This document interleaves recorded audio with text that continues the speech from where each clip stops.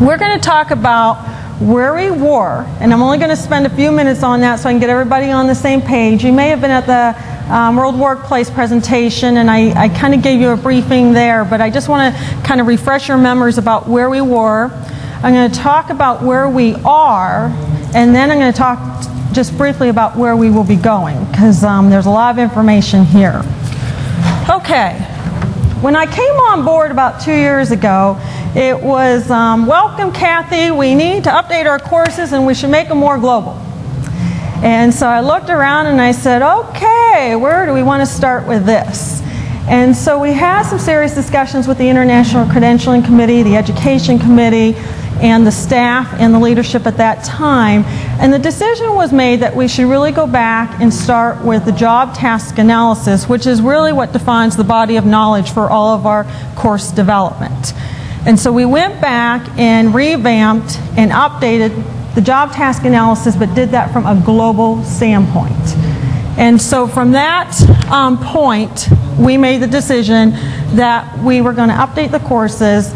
And then we also had a discussion at that time that if we're going to revamp the courses, we really need to look at our distribution model going forward as to what our existing and current distribution model was, and could we reach a global market from that standpoint.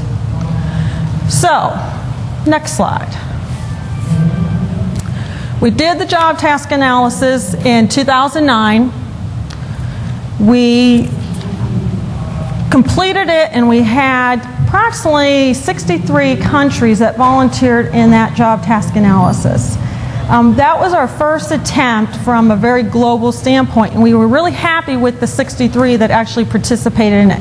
Were it huge numbers in all the countries? No, but we felt it was a stepping stone of what we can add on to when we update the analysis every 3 to 5 years. So it was a really great starting point from that standpoint.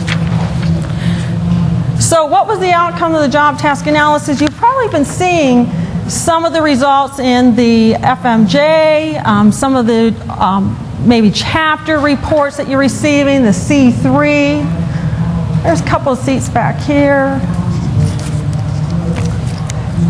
No, it's a small room, quite understand. And what the outcome was that there were 2 new competency areas that came out, which was environmental stewardship and sustainability, and emergency preparedness and business continuity. And in essence, these were really blended in some of the competency areas under the 9, but they really came to the forefront on the update of the global job task analysis. So now they really have their own competency area when you look at this. Now, I've had a lot of questions that have come to me and said, when are we going to update the CFM exam and the review materials? And we will be updating those once we get all the courses and the materials updated. So I'm estimating, Tony, close your ears, depending on budget and some scenarios that we're working about when we get into talking about what's next. The timeline I'm looking at is probably a 12-month period of time. So if folks are saying, you know, when are you going to update that exam and when are you going to be tested on all 11 competency areas, that exam won't be updated probably at least for another 12 months, because we have to get the content updated, then we have to do the exam review course updates, then we have to do the actual item writing for the new exam. So don't let folks panic if they think, oh, I got to go take this because now we have 11 core competencies, I'm going to be tested on those right away. It's going to be a gradual transition as we go forward. So, where are we now? In the summer of 2009, the Board of Directors approved a comprehensive strategic plan for the Education Department.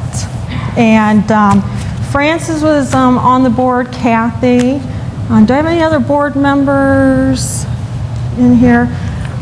So they may also contribute to some of the discussions that occurred, but at that time, the plan was to not only upgrade our courses, but we also had to adopt a new business model for the distribution and fulfillment of our courses. And we also agreed to, at that time, to conduct a needs and assessment analysis on potential other programs or education offerings we might want to have. And this is kind of where If you were at Tony's introduction and highlight, he mentioned the sustainability credential. This is where that information came out of, is when we did that market and needs assessment. So the board really approved multiple things in August of 2009 about the future of some of the things that we would be doing going forward. So, to talk a little bit about the FMP strategic plan. And I'm going to focus just on the FMP for a little bit, because that is really what's going to be emerging very quickly. Toward the end of the presentation, I will be touching on the sustainability credential a little bit, so you get a sense of a timeline of what will be occurring there. First thing we have to do is we have to align the courses with the results of the Global Job Task Analysis. The second thing we need to do is we need to create, and the word is very important, a consistent FMP program worldwide. And that was kind of an issue when I came on board, is that we had a variety of different opportunities out there that were put together over a course of a couple years. But it was really important that we look at getting a consistent program in place. We want to elevate the recognition of the FMP credential globally. We also want to make sure that we're meeting the accreditation standards of the ASTM standards. And there are some very specific requirements in those standards that we have to follow. And for that reason, that's why some of the changes are being made.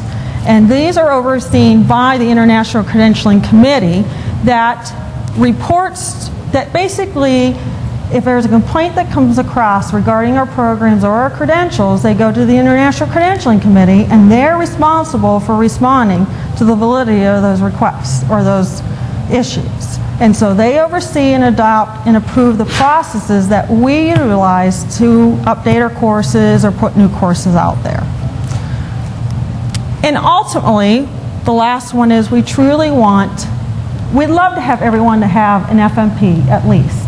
It was kind of one of those exciting things where we said it would be great if every IFMA member had at least an FMP. So hopefully over time, as we continue to build the program, we're going to see a number of growth, throughout the globe, from our chapters, our councils, our general membership, our association partners, everybody that's interested. Okay, the distribution component. So we can have the best programs out there in the world, but if we can't get them to market, it creates a real challenge for us.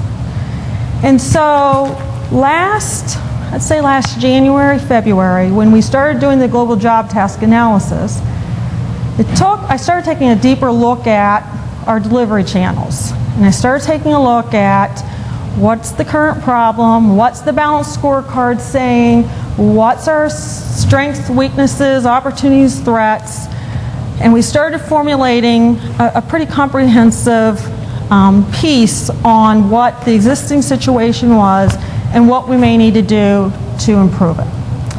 And so we created a team, an ad hoc team, made up of a couple internal folks as well as some board members, and we looked at both internal and external options. We looked at if we had to bring this in-house, what it would take. We looked at if there's somebody out there that might be a better opportunity to match up as a partnership.